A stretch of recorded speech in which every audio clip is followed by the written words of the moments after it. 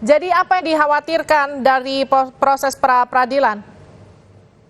Jadi gini Mbak, yang saya bukan khawatiran di pra-peradilan. Saya mengantisipasi seandainya, kita kan bicaranya seandainya, semua tidak tentu kemungkinan. Khawatirnya saya kalah di pra-peradilan, maka saya mengantisipasi jangan sampai berkas tersebut dilimpahkan dari penyidik Polda Jawa Barat, nanti pihak kejaksaan kurang teliti dan tidak cermat. Nanti terulang kembali kasus 2016, Pak. Jadi ketidaktelitian atau ketidakcermatan seperti apa yang Anda khawatirkan terulang lagi di 2016 itu? Saya begini Mbak, saya anggap ini kurang teliti banget Mbak, kurang teliti. Ini pandangan saya Mbak, makanya saya bilang, saya ini juga mantan auditor militer Mbak, jadi saya tahu kalau berkas itu harus teliti banget, harus teliti. Ini di dalam perkara ini Mbak, saya membaca putusan pengadilan ini Mbak ya, di sana dikatakan Mbak, perkara ini awalnya sudah diolah TKP oleh Satlantas Polresta Cirebon Kota. Sudah dikatakan oleh Satlantas mengatakan ini adalah kecelakaan tunggal. Sudah ada itu Mbak. Akan tetapi karena berkuasanya, ini menurut saya, ini berkuasanya si Ibtu Rudiana, mungkin waktu itu belum Ibtu dia. Nah, inilah Mbak, termasuk, ini kan bukan tertangkap tangan. Ibtu Rudiana itu Mbak menangkapin orang-orang itu, mengajak anak anggotanya Mbak. Sementara dia pun waktu itu jabatannya bukan jabatan di Krimum, dia di Kanit Narkoba. Itu loh Mbak, itu satu. Dan di sini Oke. saya lihat Mbak, banyak sekali kejanggalan Mbak, banyak sekali kejanggalan. Ini penyebab utama ini adalah satu Mbak, karena Andi kan mengatakan ada dia musuh pada ekstasi itu kan, dikejar waktu malam itu kan. Ini berarti motivasikan dari si Andi. Hmm. Andi pun katakan fiktif. Sudah itu juga yang memukul korban ini Mbak, yang menyebabkan kematian adalah si Dani. Si Dani ini Mbak, kalau saya membaca putusan pengadilan, memukul gerahangnya Mbak. Penyebab kematian karena pukulan itu. Oke, Tetapi pun gini deh. dikatakan fiktif. Berarti perkara ini adalah perkara fiktif. Jangan dihukum dong klien saya. Dan yang Oke. sudah masuk penjara itu, bebaskan. Nah, untuk membebaskannya, karena ini telah dijatuhi hukuman, telah berkekuatan hukum tetap, kita anggap itu sudah sah, ya harusnya nanti saya menganjurkan kepada pengacaranya, ajukan PK untuk membebaskan yang sudah menjadi terpidana. Nah, Pak Marwan, tapi kan gini, yang jadi pertanyaan ada dalam BAP, Ibtu Rudiana seolah berada di lokasi, menyebutkan 11 nama, kemudian salah satunya ada nama Peggy, ada beberapa nama yang tadi juga Anda sebutkan, yang kemudian 2 DPO yang pada akhirnya dihilangkan pihak kepolisian. Jadi sebetulnya yang Anda ketahui, Ibtu Rudiana itu ada atau tidak di lokasi, mengetahui atau tidak siapa 11 orang ini? Termasuk klien Anda atau bukan? Sebenarnya begini Mbak ya, kalau masalah klien saya, ini klien saya itu, DPO itu bukan klien saya loh Mbak. Klien saya namanya Peggy Setiawan. Nah, itu perlu digarisbawahin. Sementara DPO adalah Peggy alias Perong. Dan identitasnya sangat berbeda. Gitu. Sudah itu, mohon izin Jenderal lebih tahu. DPO itu seharusnya sudah tersangka. Udah tersangka. Tetapi klien saya baru tersangkakan tanggal 22 kemarin. Oke. Nah, itu Mbak, ini banyak Mbak, banyak keganjilan Mbak. Saya siap berjuang Mbak, saya demi keadilan Mbak. Demi keadilan saya Mbak, di dalam perkara ini Mbak. Betul, dalam keadilan. Nah maksud saya, kalau ini memang udah ada terjadi kesalahan, marilah kita perbaikin. Ini klien saya, bebaskan dulu, bebaskan. Jangan sampai menghukum orang tidak bersalah Mbak. Kasihan Mbak, kasihan saya bilang Mbak. Itu aja saran dari saya. Pak Anton, kalau Anda melihat kasus ini sekarang perjalanannya seperti apa Pak Anton? Makin semerautkah atau justru makin terbuka satu persatu faktanya?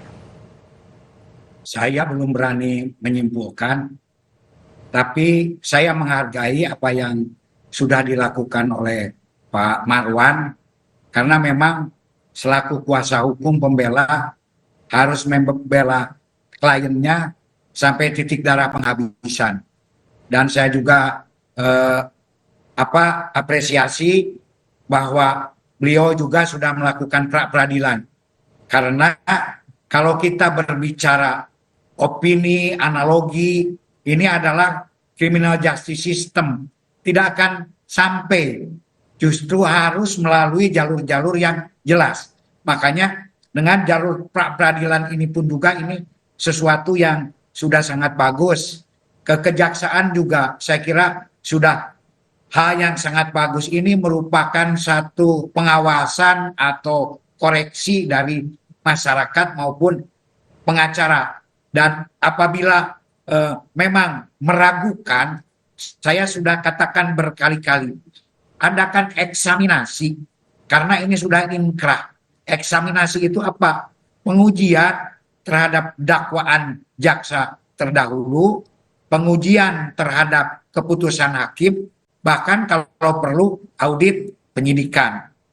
Adapun masalah-masalah yang lain, masalah seperti Ibturudiana menunjukkan 11 orang, itu sah-sah saja memberikan petunjuk-petunjuk, itu namanya petunjuk.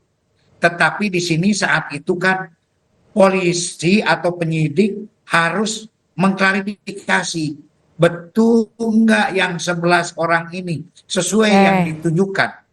Apabila tidak sesuai, ya jangan dong.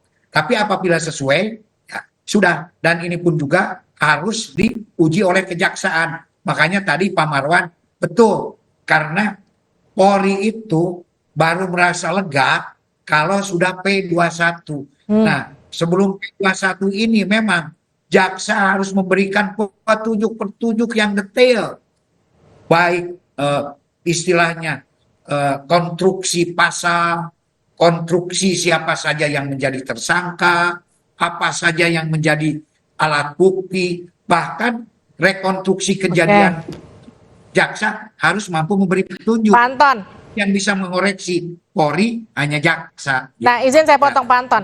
Ini kan banyak asumsi yang kemudian muncul yang menyatakan bahwa ngejelimetnya atau semerautnya kasus pembunuhan Vina ini karena dari awal ada kelalaian pihak kepolisian dalam proses penyidikan. Seperti yang tadi sempat disinggung Pak Marwan, sempat ada katakanlah pernyataan bahwa ini adalah kecelakaan tunggal, baru kemudian berkembang ke kasus pembunuhan, baru kemudian ada 11 DPO dan kemudian 11 tersangka, kemudian 2 DPO hilang begitu. Anda sendiri melihat nggak betul sebetulnya ini dari awal penyidikannya yang memang salah? Makanya kita tidak boleh sekarang menjustifikasi. Justru kalau ingin mengetahui apakah itu salah atau benar, kita bukan hakim. Adakan audit penyidikan, audit investigasi. Apakah saat itu benar atau salah? Masalah kecelakaan tunggal memang awalnya adalah kecelakaan tunggal. Tetapi ada kesaksian-kesaksian yang menyatakan bahwa telah terjadinya satu penganiayaan, telah terjadinya satu pembunuhan, bahkan kecelakaan tunggal pun juga itu merupakan salah satu rekayasa dari hasil yang awal. Sehingga diputuskanlah diadakan sebuah penyidikan.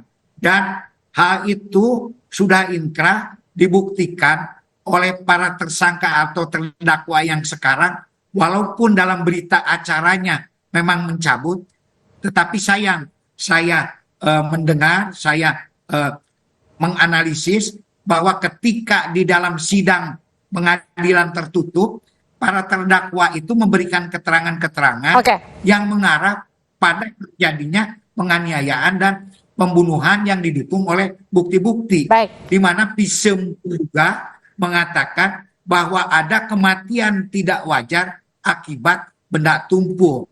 Dan benda tumpulnya itu ada, yaitu sebuah balok. Bahkan ada benda tajam berupa mandau. Dan ini pun juga sudah disinkronkan di dalam persidangan dan itu sesuai dengan keterangan para terdakwa. Nah, inilah yang menjadikan saat itu kenapa dari kecelakaan menjadi peristiwa pidana penganiayaan dan pembunuhan. Itu yang saya ketahui dari hasil analisis sidang maupun para saksi, termasuk pengacara pertama yang mendampingi Pina dengan Eki. Oke, Pak Anton. Saya ke Pak Marwan terakhir. Pak Marwan, Anda menyatakan berkali-kali Anda yakin klien Anda tidak bersalah, Anda bahkan katakanlah maju sampai ke Kejaksaan Agung, katakanlah untuk memperjuangkan klien Anda juga lewat pra-peradilan. Katakanlah gini, seberapa besar persentasenya Anda yakin klien Anda akan dibebaskan dan dibuktikan bahwa ini bukan Peggy Peron?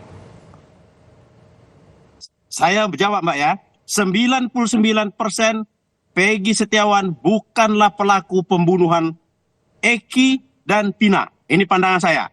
Untuk lebih jelas ada apa terhadap perkara ini, apa yang disampaikan oleh Bang Hotman Paris, Hotapea Paris, dia mengatakan bentuk itu tim pencari fakta. Saya sangat mendukung. Saya sangat mendukung sekali Mbak. Buat itu tim pencari fakta, biar kita semuanya fair semuanya, kita buka semuanya. Oke, terima kasih Pak Marwan, terima kasih Pak Anton sudah bergabung bersama kami di Sapa Indonesia Malam. Sehat-sehat selalu, kita akan tunggu perkembangan kasusnya seperti apa, kita akan pantau terus setiap hari perkembangannya. Terima kasih.